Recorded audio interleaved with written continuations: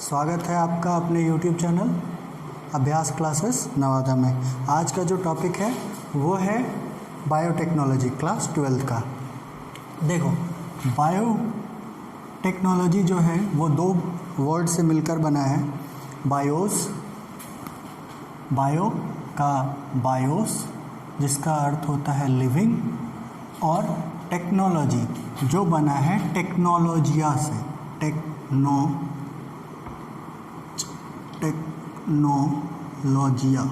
जिसका अर्थ होता है सिस्टेमैटिक ट्रीटमेंट।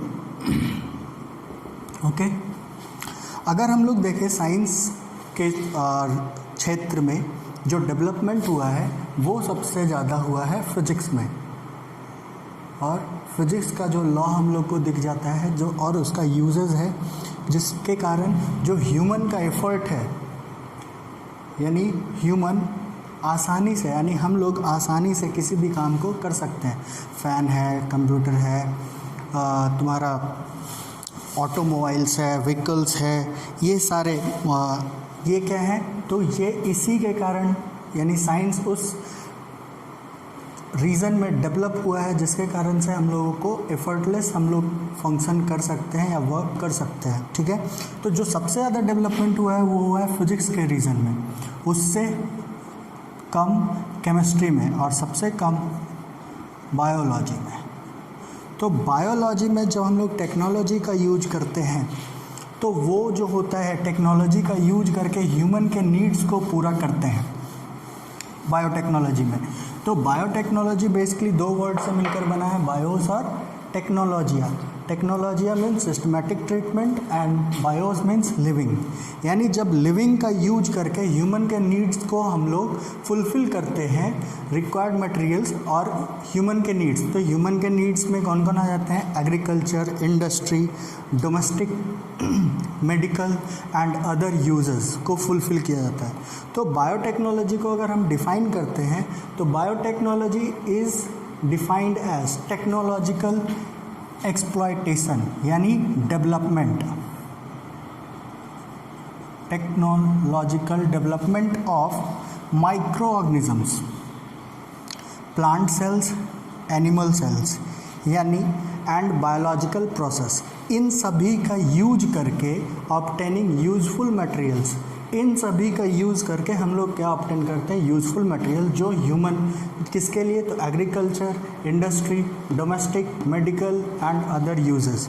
देखो, डोमेस्टिक में जैसे अगर हम लोग देखते हैं तो फॉर्मेशन ऑफ कर्ड,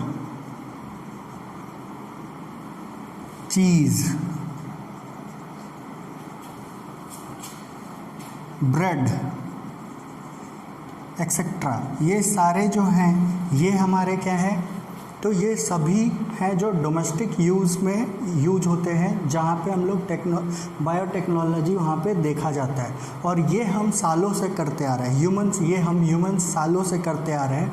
और बेसिकली ये सब जो आते हैं वो ओल्ड बायोटेक्नोलॉजी में आते हैं। बायोटेक्नोलॉजी को फिर डिफाइन कर दो पार्ट में बांट दिया गया है, यानी old biotechnology and modern biotechnology.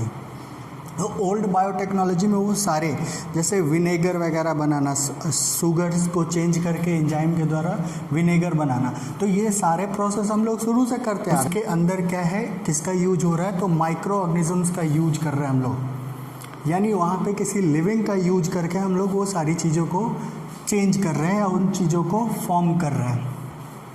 Agriculture में अगर हम लोग देखते हैं तो बहुत सारे HYV सीड्स, यानी हाइब्रिड सीड्स वगैरह का फॉर्मेशन हुआ है। इंसेक्टिसाइड्स, पेस्टिसाइड्स, वैसे प्लांट्स जो हाईली टॉलरेटिव हैं इंसेक्टिसाइड्स के प्रति, इंसेक्ट्स के प्रति, पेस्ट्स के प्रति, उनका फॉर्मेशन किया जाता है बायोटेक्नोलॉजी का यूज करके। यहाँ पे मेडिकल में देखो एंटीबायोटिक्स, फिर तुम्हारा जीन थेरेपी, ये सब भी से करके क्या किया जाता है? तो बहुत सारे ट्रीटमेंट्स किए जाते हैं मेडिकल में। इसके अलावा और सारे अदर यूजेस हैं। तो ये है हमारा बायोटेक्नोलॉजी का डिफाइन। इसके बाद आगे हम लोग देखते हैं बायोटेक्नोलॉजी को। देखो, यूरोपियन फेडरेशन बोर्ड के द्वारा डिफाइन किया गया है। तो ये क्या है, इसके अनुसार जो डिफाइन है वो है द इंटीग्रेशन, यानी समवन, यानी सभी चीज़ों को मिलाया गया है। The integration of natural science and organisms, cells and their parts, जीवों को, कोशिकाओं को तथा उनके अंगों को और उनके मॉलिक्यूलर एनालॉगस को एक साथ इंटीग्रेट कर किसी synthesis, for the synthesis of new products and new services, यानी इन तीनों को मिलाकर नए प्रोडक्ट्स और नए सर्विसेज के फॉर्मेशन के लिए, नए सिंथेसाइज के लिए जो किया जाता है उसको हम लोग बायोटेक्नोलॉजी कह सकते हैं। यानी biotechnology is the integration of natural science and organism, cells and their parts and molecular analogues to synthesize new products and services.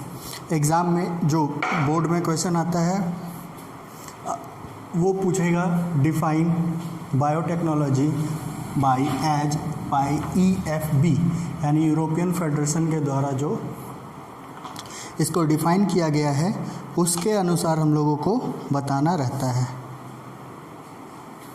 ठीक है, इसके बाद हम लोग देखेंगे थोड़ा हिस्ट्री, इसके हिस्ट्री को।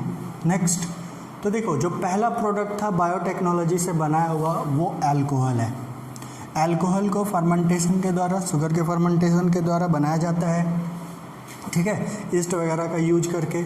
और इथाइल अल्कोहल, यहाँ पे ethyl alcohol, ethyl alcohol was prepared from alcohol drink in 1150 में इथाइल अल्कोहल को बनाया गया था अल्कोहल के ड्रिंक से। और पहला जो अल्कोहल, जो पहला बायोटेक्नोलॉजी प्रोडक्ट था वो था, जो देखो पहला विनेगर प्रोडक्शन था वो इस्टेब्लिश्ड हुआ था, उसकी फैक्ट्री इस्टेब्लिश्ड हुई थी 14th सेंचुरी में फ्रांस में। यहाँ से ऑब्जेक्टिव क्वेश्चंस आते हैं बिहार बोर्ड में कि विनेगर प्रोडक्शन का जो पहला फैक्ट्री था वो कहाँ लगाया था, तो वो लगा था फ्रांस में। इसके अलावा जो मशरूम की खेती है, कल्टीवेशन, आर्टिफिशियल कल्टीवेशन, कृत्रिम रूप से, उसको भी फ्रांस में लगाया गया था 1650 में। ईस्ट के सेल को अलग किया गया था एंटोन वॉन लीवेनहुक के द्वारा, ठीक है, और वो कब किया गया था, 1680 में। इसके बाद अगर हम लोग देखते हैं तो 1818 में एक्सेल बेन के द्वारा डिस्कवर्ड किया गया था कि ईस्ट के पास फर्मेंटेशन की प्रॉपर्टी है। कौन किया था, ईस्ट में फर्मेंटेशन प्रॉपर्टी किसने ढूंढा था, तो एक्सेल बेन ने 1818 में डिस्कवर किया था ईस्ट में फर्मेंटेशन की प्रॉपर्टी होती है, ठीक है। 1875 में लुईस पास्चर जो डिस्कवर किया था कि माइक्रो ऑर्गेनिज्म के द्वारा लैक्टिक एसिड का फर्मेंटेशन किसने ढूंढा था, 1875 में लुईस पास्चर ने। इधर देखो एडवर्ड बंकर ने डिस्कवर्ड किया था एंजाइम्स, ईस्ट में शुगर को अल्कोहल में चेंज करने के लिए ईस्ट का, तो यहाँ से देखो यहाँ पे यूज किया जाने लगा, ईस्ट का यूज किया जाने लगा अल्कोहल में, शुगर को अल्कोहल में बदलने के लिए by the process of fermentation. ये कुछ पॉइंट्स हैं जो हम लोगों को याद रखने हैं, ठीक है, आप इसको लिख सकते हो अपने कॉपी में। 1928 में अलेक्जेंडर फ्लेमिंग ने डिस्कवर्ड किया था पेनिसिलिन, ठीक है, और इसको फिर बाद में 1944 में बड़े स्केल पे प्रोड्यूस किया गया पेनिसिलिन, एंटीबायोटिक, फर्स्ट एंटीबायोटिक। तो यहाँ पे क्वेश्चन वहाँ से भी आता है एग्ज़ाम में कि हु डिस्कवर्ड पेनिसिलिन, तो अलेक्जेंडर फ्लेमिंग, ठीक है। यहाँ पे देखो 1953 में 1953 में वाटसन एंड क्रिक डीएनए का डबल हेलिक्स स्ट्रक्चर दिया था, जहाँ से फाउंड हुआ, यानी फाउंटेन हुआ, पिलर रखा है किसका, जेनेटिक इंजीनियरिंग का, ठीक है। अभी इसको भी हम लोग देखेंगे, मॉडर्न बायोटेक्नोलॉजी जब देखेंगे तब। 1973 में जो पहला जेनेटिक इंजीनियरिंग था वो सक्सीड हुआ था कोहेन एंड बॉयर के द्वारा, जिनके बाद इनको नोबेल प्राइज़ भी दिया गया था, फर्स्ट जेनेटिक इंजीनियरिंग, ठीक है। लेकिन इसकी जो शुरुआत की गई थी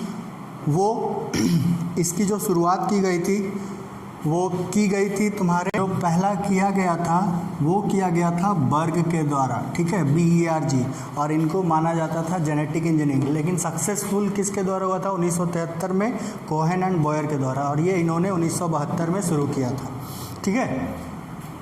अब यहाँ पे देखो, बर्ग के द्वारा किया गया था फर्स्ट जेनेटिक इंजीनियरिंग, और यहाँ पे जो साइट्रिक एसिड था, साइट्रिक एसिड, ये जो था साइट्रिक एसिड पहला नॉन अल्कोहलिक बायोटेक्नोलॉजी मेड था, यानी पहला जो नॉन अल्कोहलिक सब्सटेंस था या नॉन अल्कोहलिक प्रोडक्ट था जो बनाया गया था बायोटेक्नोलॉजी के द्वारा, वो था साइट्रिक एसिड, ठीक है।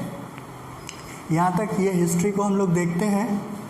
उसके बाद पे यहाँ देखो क्या लिखा हुआ है, there is old biotechnology and modern biotechnology. इसको अगर हम देखते हैं, old biotechnology and modern biotechnology, यानी जो सारी चीज़ें जहाँ पे दही बनाना, दूध से दही बनाना, पनीर बनाना, यानी फॉर्मेशन ऑफ चीज़, फिर formation of bread by using east, ये सारे जो प्रोसेस थे जो हम लोग को नोन था, लेकिन बट उनको किस कैटेगरी में रखा गया है? ओल्ड बायोटेक्नोलॉजी में। यहाँ पे प्रोडक्ट्स की जो एफिशिएंसी थी वो इतनी नहीं थी और प्रोडक्शन भी कम था। लेकिन मॉडर्न बायोटेक्नोलॉजी में दो चीज़ें को हम लोगों को देखना रहता है, इसमें केमिकल इंजीनियरिंग, ठीक है। तो यहाँ पे हम लोग को देखना है, देखो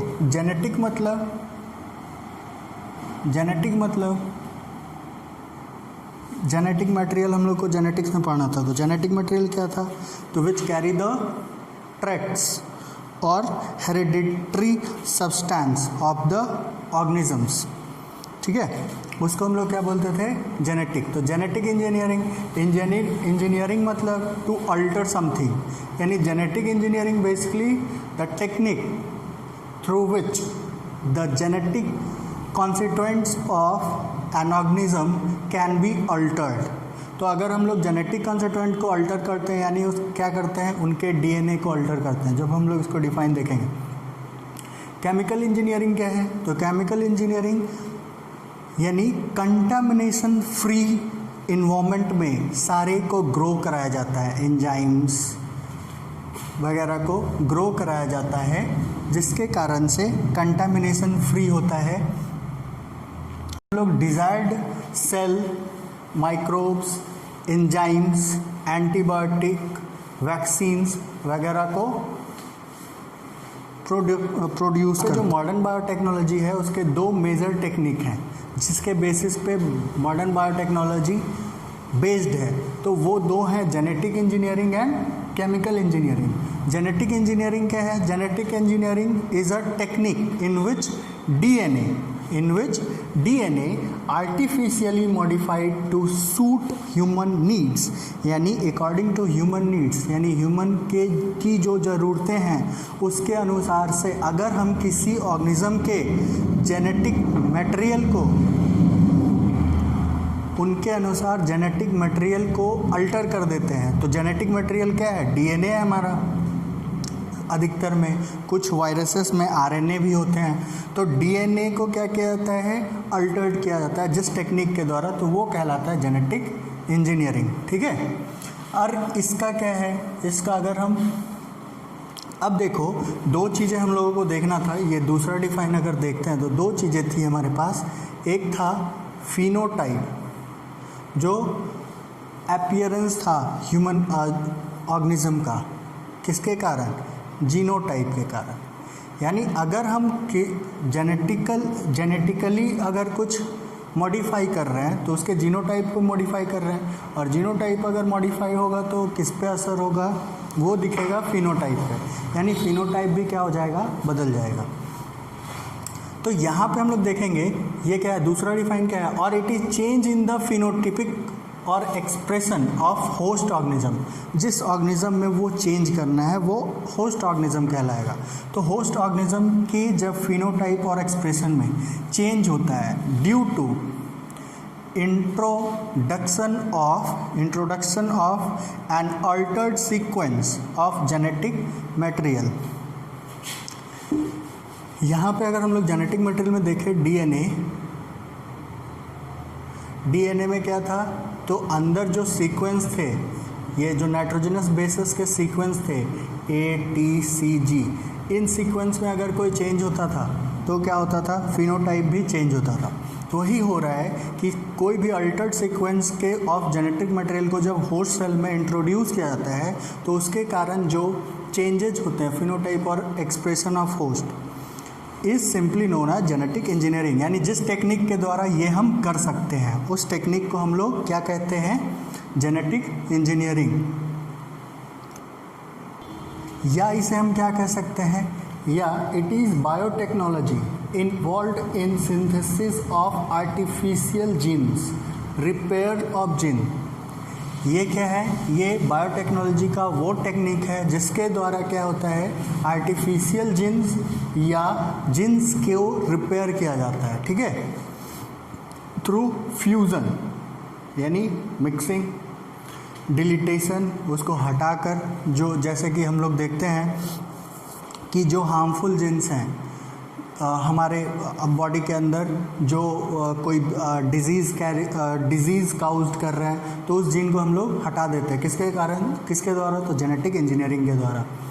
इन्वर्जन, उनको चेंज करना, शिफ्टिंग, उनके सीक्वेंस को आगे पीछे, जीन्स को आगे पीछे शिफ्ट कर। Production of recombinant DNA, recombinant यानी दोबारा कंबाइंड होना, यानी दो अलग अलग डीएनए को आपस में क्या किया जाता है, जोड़ा जाता है, जिसके कारण से रिकॉम्बिनेशन ऑफ डीएनए होता है। एंड मैनिपुलेटिंग देम, किसके लिए, for improvement in human beings, plants, animals and microbes. या फिर हम लोग जेनेटिक इंजीनियरिंग को कह सकते हैं कि ये क्या है, तो ये बायोटेक्नोलॉजी का वो टेक्निक है जिसके द्वारा हम लोग क्या कर सकते हैं, जीन्स को सुधार सकते हैं, यानी जीन्स को आर्टिफिशियल जीन्स को बना सकते हैं अलग अलग प्रोसेस के द्वारा, जिसके कारण ह्यूमन में इम्प्रूवमेंट हो सकता है, प्लांट्स में इम्प्रूवमेंट हो सकता है, एनिमल्स और माइक्रोब्स में इम्प्रूवमेंट हम लोग कर सकते हैं। अब देखो, जो ऑर्गेनिजम्स को चेंज किया जाता है जेनेटिक इंजीनियरिंग के द्वारा वो ट्रांसजेनिक ऑर्गेनिज्म कहलाते हैं, और इस तरह के ऑर्गेनिज्म को हम लोग GMO कहते हैं, जेनेटिकली मॉडिफाइड ऑर्गेनिजम्स, ठीक है। सेकंड जो है वो है केमिकल इंजीनियरिंग। इसमें देखो रिकॉम्बिनेंट डीएनए टेक्नोलॉजी अभी हम लोग आगे करेंगे। केमिकल इंजीनियरिंग क्या है, तो कंटामिनेशन फ्री इन्वायरमेंट में डिजायर्ड माइक्रोब्स और सेल्स को लार्ज क्वांटिटी में ग्रो कराना ही क्या है, केमिकल इंजीनियरिंग, ठीक है। इस वीडियो के साथ ही हम लोग आज यहाँ का वीडियो ख़त्म करते हैं। नेक्स्ट वीडियो में हम लोग मिलेंगे, और वीडियो को अगर वीडियो अच्छा लगा हो तो लाइक, शेयर और सब्सक्राइब करें। Thank you.